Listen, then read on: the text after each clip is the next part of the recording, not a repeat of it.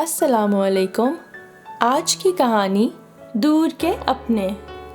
کہانی سے پہلے if you are new on our channel and you haven't subscribed yet تو ہمارا چینل بیا اور مالا سبسکرائب کیجیے and do not forget to press the bell icon۔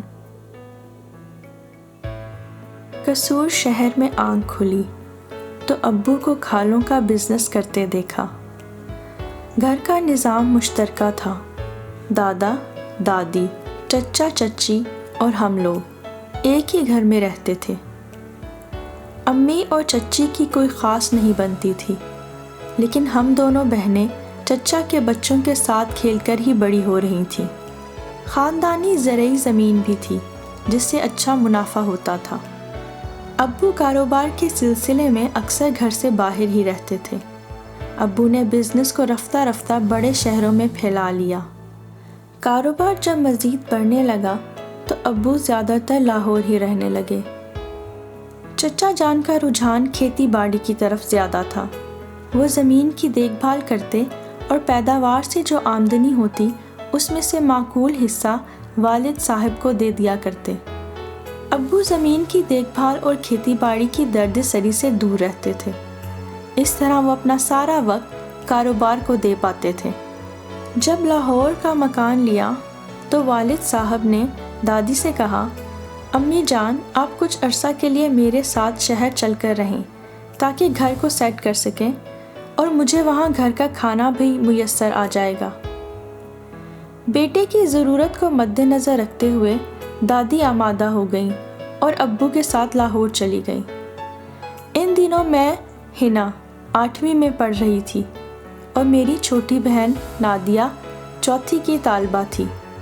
والدہ ہم بہنوں کو اعلیٰ تعلیم دلوانے کی خواہش مند تھی، لہٰذا وہ بہت خوش ہوئیں کہ شوہر نے شہر میں مکان خرید لیا ہے۔ جب میری بیٹیاں میٹرک پاس کر لیں گی تو یقیناً ہم لاہور چلے جائیں گے۔ گھر تو اپنا ہے ہی وہاں، پھر ان کو وہاں کالج میں داخلہ دلوا دیں گے۔ ہم 2 ہی بہنیں تھیں۔ دادی کو بہت چاہتی کہ ابو کے ہاں بیٹا ہو، لیکن اللہ کی مرضی ہم دونوں بہنوں کی پیدائش کے بعد کوئی اولاد اب تک نہ ہوئی تھی۔ لاہور میں والد صاحب اور دادی جہاں رہتے تھے، پڑوس میں ایک فیملی رہائش پذیر تھی جن کی بیٹی تعلیم یافتہ اور خوش شکل تھی۔ 34-35 برس کی تھی، ابھی تک غیر شادی شدہ تھی۔ اس کا نام عربیہ تھا۔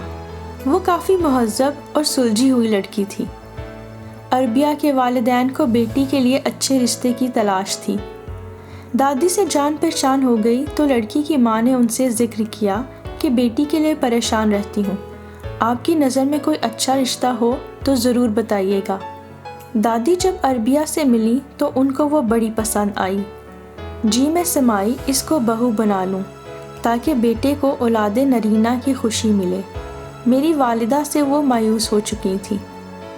دادی اکثر عربیہ اور اس کے گھر والوں کی دعوت کرتی رہتی، خوب اہتمام سے کھانا پکواتی، خاطر مدارات میں کوئی کسر اٹھا نہ رکھتی تھی۔ وہ لوگ والد صاحب اور دادی کی مہمان نوازی اور اخلاق سے بہت متاثر تھے۔ دادی نے ابو سے بات کی تو پہلے پہل انہوں نے انکار کر دیا، لیکن دادی نے ابو سے سختی سے کہہ دیا، اگر تم نے میرے کہنے پر دوسری شادی نہ کی تو میں تمہیں اپنا دودھ کبھی نہ بخشوں گی۔ دادا اس شادی کے سخت خلاف تھے۔ وہ اللہ سے ڈرنے والے اور دیندار انسان تھے۔ انہوں نے دادی کو بہت سمجھایا کہ اللہ نے قرآن میں خود کہا ہے کہ میں جس کو چاہے بیٹے دوں اور جس کو چاہے بیٹیاں، اور جس کو چاہے اولاد نہ دوں، تو تم اللہ کے دینے پر راضی رہو، کیونکہ اللہ بہترین جانتا ہے کہ ہماری بھلائی کس چیز میں ہے۔ اور اگر پوتا چاہیے تمہیں تو تم دعا کرو، اللہ کے خزانے بھرے ہوئے ہیں، وقت آنے پر سب مل جائے گا، کیونکہ دعا تو تقدیر بھی بدل دیتی ہے۔ لیکن دادی کو شاید دعا پر یقین نہ تھا اور وہ ہاتھوں پر سرسوں جمانے کی جلدی میں تھی۔ آخر کار ابو مان گئے۔ نئی بیوی اور بیٹے کا خواب ان کو اپنی پرانی بیوی اور بیٹیوں سے زیادہ سہانا لگا۔ پھر ایک روز دادی نے اپنے ہمسایوں سے مدعا بیان کر دیا کہ عربیہ کو بہو بنانا چاہتی ہوں۔ ان لوگوں کو بتا دیا کہ میرا بیٹا کبیر احمد شادی شدہ ضرور ہے، لیکن اس کی بیوی اب اولاد پیدا کرنے سے قاصر ہے، آپ سے رشتے کی طلبگار ہوں۔ ان لوگوں نے والد صاحب کا اخلاق اور خوشحالی دیکھی تو کہا کہ کچھ دنوں بعد سوچ کر جواب دیں گے، کیونکہ ہماری لڑکی کنواری ہے اور کبیر احمد نہ صرف شادی شدہ ہے بلکہ 2 بیٹیوں کا باپ بھی ہے۔ دادی وقتاً فوقتاً ان کے ہاں جاتی اور رشتے کے لیے اصرار کرتی رہتی۔ انہوں نے بالآخر حامی بھر لی، مگر کچھ شرائط رکھتی کہ یہ مکان ہماری بیٹی کے نام کرنا ہوگا اور آپ کی فیملی جو گاؤں میں رہتی ہے وہ کبھی ہماری بیٹی کے ساتھ آ کر نہیں رہے گی۔ کچھ خرچہ وغیرہ بھی لکھوایا، بہرحال معاملہ طے ہو گیا۔ دادی نے ابو جان سے عربیہ کی شادی کرا دی۔ اس بات کو امی جان اور ہم دونوں بہنوں سے پوشیدہ رکھا گیا، البتہ چچا چچی کو معلوم تھا، کیونکہ انہیں شادی میں شرکت کے لیے لاہور بلوایا گیا تھا، لیکن تاکید کی تھی کہ کبیر کی دوسری شادی کا قصور میں کسی سے تذکرہ نہ کرنا، خاص طور پر امی جان سے۔ یہ معاملہ کچھ دنوں تک پوشیدہ رہا۔ والد صاحب جو 1 ماہ بعد کچھ روز کے لیے قصور آیا کرتے تھے، ان کا آنا بند ہوا تو امی جان پریشان رہنے لگی۔ 3 ماہ گزر گئے، وہ نہیں آئے۔ والدہ چچا سے کہتی تھیں کہ آپ پتہ کریں کہ کیا بات ہے، اتنے دن گزر گئے ہیں وہ گھر نہیں آتے۔ چچا جانتے تھے کہ نئی دلہن آ گئی ہے، امی کو کیوں کر بتاتے؟ وہ جھوٹی تسلیاں دیتے کہ میں ان سے ملا ہوں، وہ بالکل ٹھیک ہے اور کاروبار ترقی کرتا جا رہا ہے، اس لیے بھائی کبیر بے حد مصروف رہتے ہیں، خاطر جمع رکھو جلد آ جائیں گے۔ آخر ایک روز ابو گھر آئے، لیکن وہ اکیلے نہ تھے، ایک خوبصورت جوان خاتون ہمراہ تھی۔ وہ میری سوتیلی ماں تھی، عربیہ۔ اپنے باپ کے ساتھ نئی نویلی دلہن کو دیکھ کر ہم حیران رہ گئے، آنکھوں پر یقین نہ آتا تھا۔ امی جان صدمے سے نڈھال تھیں، ساری زندگی کے ساتھ اور صبر کا یہ ثمر ملا تھا کہ سوکن سامنے آ گئی تھی، وہ بھی بنی ٹھنی زیور اور بیش قیمت لباس سے آراستہ، خوشبوؤں میں بسی ہوئی۔ والد صاحب کے چہرے پر کوئی پریشانی اور ندامت نہیں تھی، وہ پہلے سے زیادہ جوان اور حشاش بشاش ہو گئے تھے۔ یہ سب میری دادی کا کیا دھرا تھا۔ اس روز مجھ کو اپنی دادی سے سخت نفرت محسوس ہوئی۔ انہوں نے میری امی پر یہ ظلم ڈھایا تھا، حالانکہ میری امی ان کا بہت خیال رکھتی تھی، خدمت میں کبھی کوتاہی نہیں کرتی تھی، لیکن دادی کو پوتے کی چاہ تھی، انہیں میری ماں کے ارمانوں کی موت کا کوئی احساس نہ تھا۔ ابو کی دوسری شادی کے دکھ نے ماں کو جیتے جی مار دیا۔ وہ گھر سے روٹ کر کہاں جاتی، ان کا کوئی میکہ نہ تھا۔ نانا نانی وفات پا چکے تھے، ایک خالہ تھی جو دبئی میں بستی تھی۔ اس زیادتی کو برداشت کرنے کے سوا ان کے پاس کوئی چارہ نہ تھا۔ میری سوتیلی ماں اپنا سسرال دیکھنے اور گاؤں کی سیر کرنے آئی تھی۔ یہ شوق پورا کر کے والد کے ساتھ لاہور واپس چلی گئی۔ عربیہ امیر باپ کی بیٹی تھی، اس کو امی کے دکھ کی کیا پرواہ ہونی تھی۔ ابو جیون ساتھی تھے، امی کہتی تھیں جب انہوں نے ہی اپنی بیوی کے غم کا احساس نہ کیا تو میں کسی اور سے کیا شکوہ کروں۔ عربیہ ہماری چچی اور ان کے بچوں کے لیے تحفے لائی تھی۔ چچی تو چرب زبان تھی، دونوں ایک دوسرے سے گھل مل گئیں۔ کسی نے ہمیں نہ پوچھا کہ یہ بھی کبیر احمد کی بیٹیاں ہیں۔ سوکن کے دکھ نے اماں کو ادموا کر دیا تھا، وہ سارے گھر کا کام کرتی اور چھپ چھپ کر روتی رہتی۔ میری امی ایک زندہ لاش کی طرح ہو گئی تھی، جیسے سارے ارمان مر گئے ہوں۔ ابو امی سے بالکل لا تعلق ہو گئے تھے، کبھی گھر آتے بھی تو امی سے بات تک نہ کرتے۔ تب میرا بھی اپنے باپ سے بات کرنے کو جینا چاہتا تھا۔ کچھ دنوں بعد دادی لاہور سے مستقل واپس آ گئی، کیونکہ وہاں اب والد اکیلے نہ تھے، ان کی دلہن جو موجود تھی۔ اب دادی کا رویہ ہمارے ساتھ بہت برا ہو گیا، وہ ہر وقت ڈانٹتی ڈپٹتی رہتی تھی، امی اور ہم سے سارے گھر کا کام لیتی، چچی اور ان کے بچوں کو کچھ نہ کہتی، وہ ہم سے فرق کرنے لگی تھی، امی کو بھی پھٹکار دیتی، تب میرا دل بہت دکھتا اور میں بہت روتی، اور میں سوچتی کہ نہ جانے اب ہماری یہ آزمائش کب ختم ہوگی۔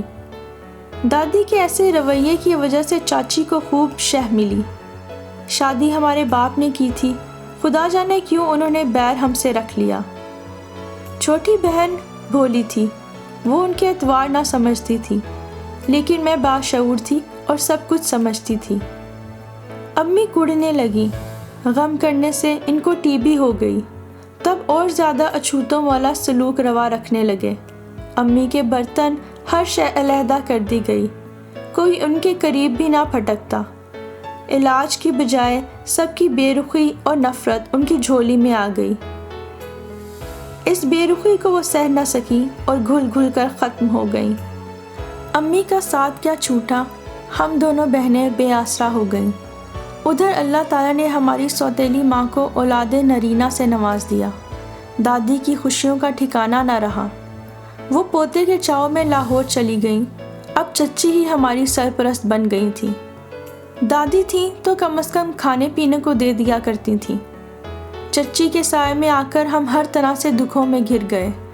وہ کھانا بھی پورا نہ دیتی، کبھی باسی کھانا دے دیتی اور اپنے تمام کام ہم سے کراتی۔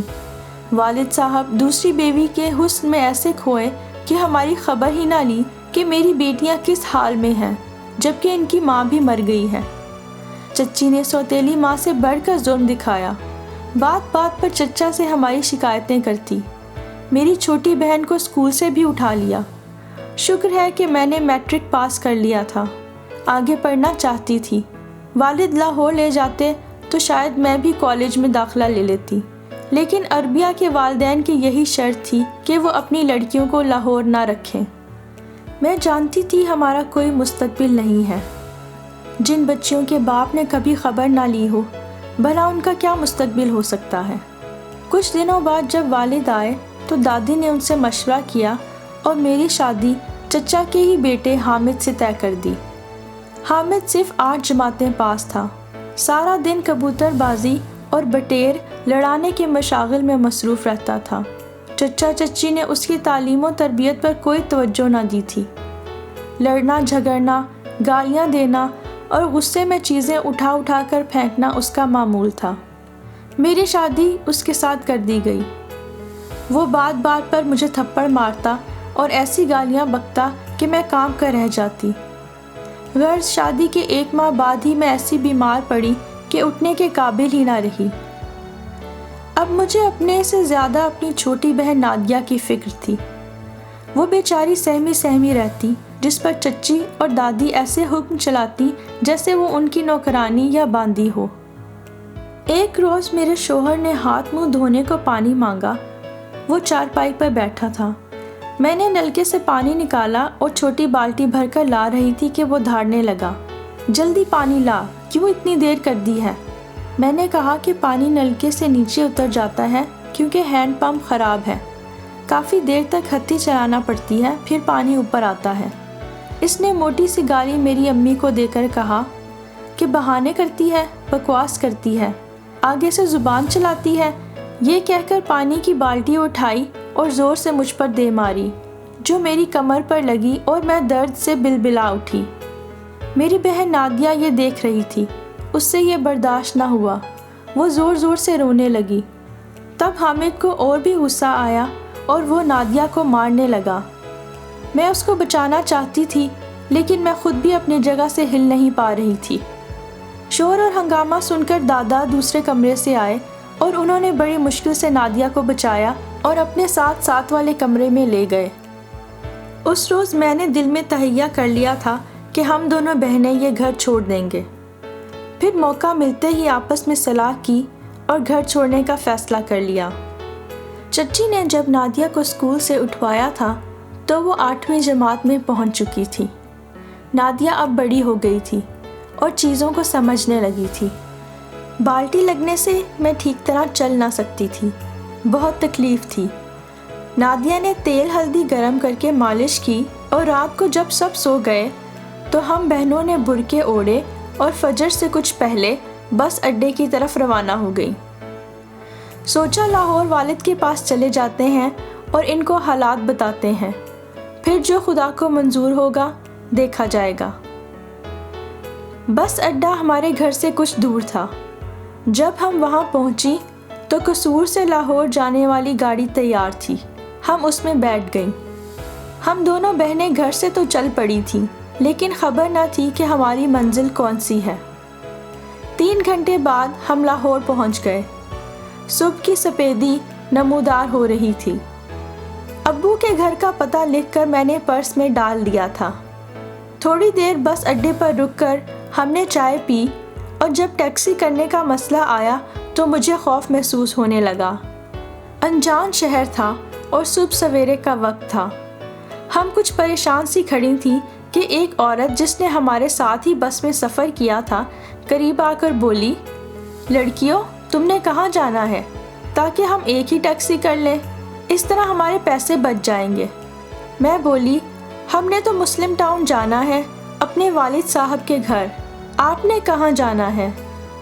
وہ کہنے لگی، میں نے بھی اسی طرف جانا ہے، ایک ہی ٹیکسی کر لیتے ہیں۔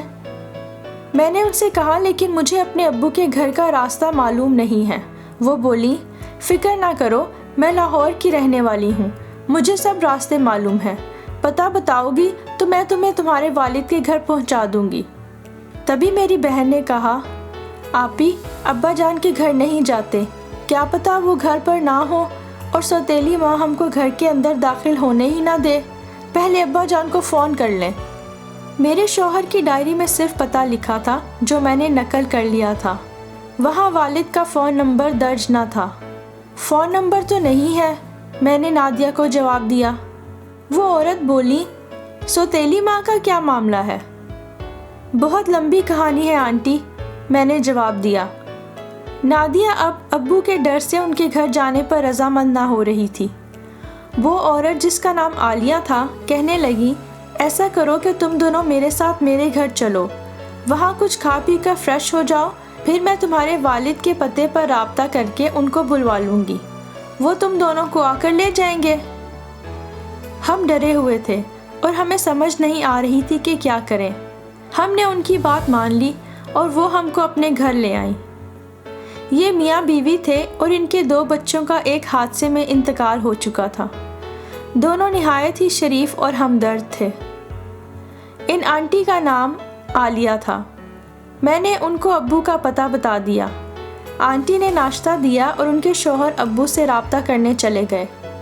اس دوران تمام حال میں نے اس مہربان خاتون کے گوش گزار کر دیا۔ 1 گھنٹے بعد انکل نے آ کر بتایا کہ آپ کی سوتیلی والدہ نے کہا ہے کہ ان کو یہاں مت لانا، جبکہ آپ کے والد کاروبار کے سلسلے میں دبئی گئے ہوئے ہیں، لیکن وہ عورت یہ نہیں بتا رہی کہ آپ کے والد کب لوٹیں گے۔ آنٹی عالیہ کے شوہر سے شاید عربیہ نے جھوٹ کہہ دیا تھا۔ بہرحال اب آنٹی عالیہ اور ان کے شوہر کافی پریشان ہو گئے۔ انہوں نے ہمیں مشورہ دیا کہ آپ لوگ واپس قصور چلے جائیں۔ ہم نے کہا کہ اب وہاں جانا اور موت کے منہ میں جانا ایک ہی بات ہے۔ آنٹی عالیہ نے کہا کہ کیا کوئی اور رشتہ دار بھی موجود ہے آپ کا جہاں آپ جانا چاہیں گی؟ مجھے یاد آیا کہ میری نانی کی سگی بہن پنڈی میں رہتی تھی۔ بچپن میں ہم ایک بار ان کے گھر گئے تھے جب ان کی بیٹی کی شادی تھی۔ مجھے محلے کا نام یاد تھا لیکن گھر کا پتہ یاد نہیں تھا۔ انکل ہمیں خود لاہور سے پنڈی چھوڑنے کے لیے آئے۔ ہم 6 گھنٹے میں پنڈی پہنچ چکے تھے۔ انکل نے مزید 3 گھنٹے لگا کر اور لوگوں سے پوچھ کر ہماری نانی اور ان کے وکیل بیٹے کا گھر معلوم کر ہی لیا۔ میں نے جگہ پہچان لی اور ہم نے دروازہ کھٹکھٹایا۔ خود نانی نے ہی دروازہ کھولا اور پہچان کر مجھے گلے لگایا، پھر پوچھا، کیا یہ نادیہ ہے؟ جی نانی امی، یہ نادیہ ہی ہے، اب بڑی ہو گئی ہے۔ نانی ہم کو اپنے گھر کے اندر لے گئیں اور خوب پیار کیا۔ امی کو یاد کر کے اور اپنی بہن کو یاد کر کے آنکھوں میں آنسو بھر لائیں۔ پھر پوچھا، تم لوگ اکیلی کیوں آئی ہو؟ خیر تو ہے؟ میں نے رو رو کر حالات ان کے گوش گزار کر دیے تو وہ بھی رو دیں۔ ان کے بیٹے وکیل تھے، ان کو سارا حال بتایا۔ انہوں نے کہا کہ میں تمہارے ابو سے بات کرتا ہوں، نانی نے عالیہ آنٹی کے شوہر کا بہت شکریہ ادا کیا۔ وکیل عامر ماموں نے کسی طرح ابو کا نمبر معلوم کیا اور ان سے بات کی۔ ابو سخت طیش میں تھے۔ خدا جانے دادی اور چچی نے کیا کان بھرے تھے کہ ہمارا نام بھی سننے کے روادار نہ تھے۔ انہوں نے عامر ماموں سے کہا کہ شادی شدہ ہو کر ہنا گھر سے بھاگی ہے اور چھوٹی بہن کو بھی ساتھ لے گئی ہے۔ اگر میرے سامنے آئے گی تو میں ان دونوں کو گولی مار دوں گا۔ ابو کی زبان سے ایسی مایوس کن باتیں سن کر عامر ماموں خاموش ہو گئے۔ کہنے لگے، تم اپنے شوہر سے بات کرو، تمہارے والد تو تمہارا نام بھی نہیں سننا چاہتے۔ میں نے کہا، عامر ماموں آپ مجھے ختم کر دیں، لیکن میں اس ظالم سے ہرگز بات نہیں کروں گی۔ وہ ایسا انسان ہرگز نہیں جو مجھ پر رحم کرے۔ جو سلوک اب وہ مجھ سے کرے گا آپ اس کا تصور بھی نہیں کر سکتے۔ سوائے دادا کے سب لوگ وہاں ظالم ہیں۔ میں اتنا روئی کہ عامر ماموں پریشان ہو گئے۔ آخر نانی نے کہا کہ ہم قانونی طریقہ اختیار کریں گے اور تمہیں تمہارے شوہر سے خلا دلوا دیں گے، اس کے بعد سوچیں گے۔ نانی نے نادیہ کو قریبی اسکول میں داخلہ دلوا دیا اور عامر ماموں نے عدالت سے رجوع کر کے میری خلا لے لی۔ نانی نے کہا، تم دونوں لڑکی ذات ہو، اب اور کہیں جانے کی ضرورت نہیں۔ تم میری بہن اور میری بھانجی کی نشانی ہو، یہیں میرے پاس رہو۔ جب باپ وارث بننے پر راضی نہ ہو تو ادھر ادھر بھٹکنے کا کوئی فائدہ نہیں ہے۔ 1 سال بعد اپنے عزیزوں میں اچھا رشتہ تلاش کر کے نانی امی نے میری شادی کروا دی۔ یہ پڑھے لکھے لوگ تھے۔ جس سے میرا نکاح ہوا ان کا نام محمد غنی تھا۔ اپنا بزنس تھا، خوشحال اور نیک آدمی تھے۔ پہلی بیوی وفات پا چکی تھی۔ انہوں نے مجھے حسن سلوک سے رکھا تو میں بھی ان کی محبت کا دم بھرنے لگی۔ اب پتہ چلا تھا کہ عزت کرنے والا شوہر اور پرسکون شادی شدہ زندگی کسے کہتے ہیں۔ نادیہ کو پڑھنے کا شوق تھا۔ اس نے دل لگا کر پڑھا اور FSC شاندار نمبروں سے پاس کی۔ اس کا میڈیکل کالج میں داخلہ ہو گیا۔ تعلیم کا سارا خرچہ نانی امی نے اٹھایا۔ یوں وہ ایک روز ڈاکٹر بن گئی۔ اس کا مستقبل روشن تھا۔ نانی امی نے اس کی شادی اپنے بڑے بیٹے کے صاحبزادے علی سے کر دی، جو بیرون ملک پڑھنے گیا ہوا تھا۔ علی بعد میں میری بہن کو بھی اپنے ساتھ کینیڈا ہی لے گیا۔ یوں وہ وہاں خوش و خرم آباد ہو گئی اور میں اپنے گھر میں اپنے میاں صاحب اور 4 بچوں کے ساتھ پرسکون زندگی گزار رہی ہوں۔ عربیہ سے ابو کی 2 اولادیں ہوئیں، ایک بیٹا اور پھر بیٹی۔ افسوس کہ یہ دونوں بچے کم سنی میں ہی فوت ہو گئے۔ ابو کے پاس ان کی کوئی بھی اولاد نہ رہی۔ دادی، جن کو پوتے کی جلدی تھی، وہ ابو کو ایسے بے اولاد دیکھ کر کڑتیں اور آخر کڑتے ہی اس دنیا سے رخصت ہو گئیں۔ دادی کی موت کے بعد ابو نے ہم سے رابطہ کیا اور واپس آنے کا کہا۔ میری تب تک شادی ہو چکی تھی اور نادیہ نے جانے سے صاف انکار کر دیا۔ ان دنوں وہ میڈیکل کی تعلیم حاصل کر رہی تھی۔ نانی نے ابو سے کہا کہ آپ جب چاہیں اپنی بچیوں سے آ کر مل سکتے ہیں، لیکن اس کے بعد وہ پھر کبھی نہ آئے۔ شاید ان کی بیوی عربیہ کو یہ بات پسند نہ آئی تھی۔ آخر کار ابو کا انتقال بے اولادی اور تنہائی میں ہوا۔